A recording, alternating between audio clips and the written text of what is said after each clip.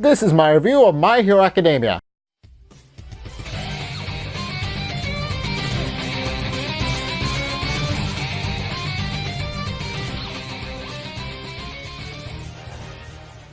Okay, so in this episode, Class 1A is trying and failing to get a foothold on the provisional license exam. So it starts off with them effectively using their expert defenses to swat away all the balls that come near their corner. So they're actually doing a pretty good job of defending themselves, despite Ketsubutsu combining all of their quirks to create some pretty amazing techniques. And when they realize how strong their defenses are, Yoshinso uses his quirk, which is established in this episode to be the ability to create earthquakes, to just send Class 1A flying into the air, thereby making it a lot harder for them to regroup and defend themselves. And it works. He sends Deku and all the others flying, and Deku winds up being all alone by himself.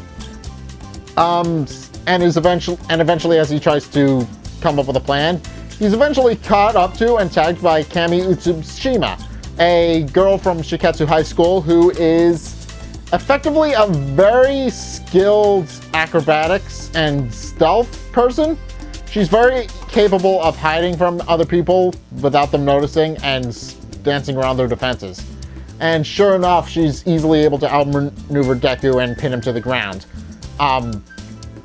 He's basically unable to land a hit on her, but is able to squirm out of her grip when she holds onto him. And all the while, she's kind of flirting with him and also pointing out that she wants to know what makes him tick and why he decided to be a hero. But eventually, the students from Ketsubutsu eventually find Deku and she's forced to retreat. Meanwhile, Deku's trying to figure out a plan to deal with Ketsubutsu, and eventually Uraraka shows up and offers him her hand, but then she falls off the cliff after Ketsubutsu and several of the students from that school actually start throwing their balls at her, and she goes tumbling. At which point Deku reveals just the extent of what his powers and his new technology are, which is that he's able to basically kick down the cliff that they're standing on and send them tumbling into the dirt. And he successfully catches Uraraka and takes her to a safe hiding place.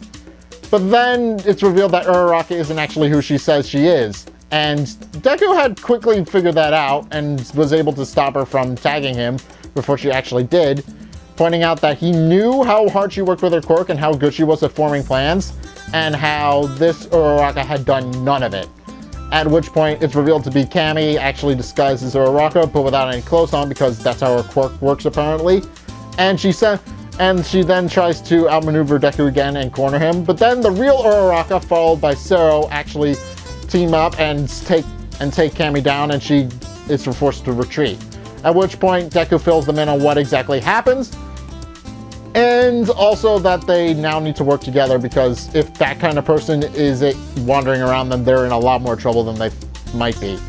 Also, during the side parts of this, we actually see Inase in action, and he, for lack of a better word, he effortlessly uses his quirk to take out 100 students by himself. He gets 100 students out with a single use of his quirk, and it's so shocking that Mera actually wakes up from the shock that he just saw, realizing that one person took out 100 people in one fell swoop. So yeah, Inase is powerful. Basically, his power is that he can control wind, and he just uses the wind around the balls to just suck them up into the hurricane and fling them all back at everybody, which is crazy. And also, Todoroki isn't having much trouble because he's against people who... He winds up finding a group of students that know what his quirk is and how it works, and that they actually prepared something that'll prevent his quirk from working. Like, they prepared special tungsten weapons that the guy can enlarge and throw at him, which effectively makes it impossible for him to defend or go on the offensive, since the tungsten weapons actually break his ice and can't be melted by his fire. So I think Todoroki might be losing.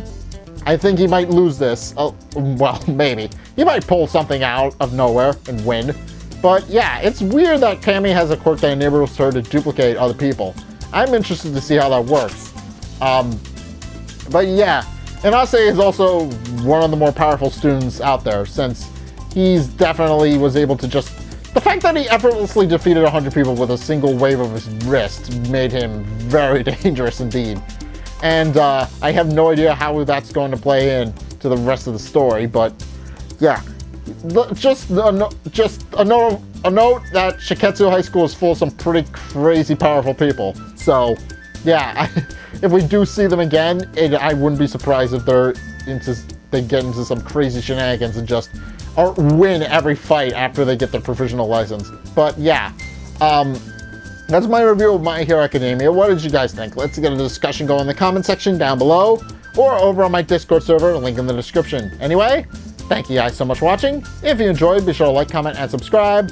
Also, be sure to follow me on Facebook and on Twitter in the description below.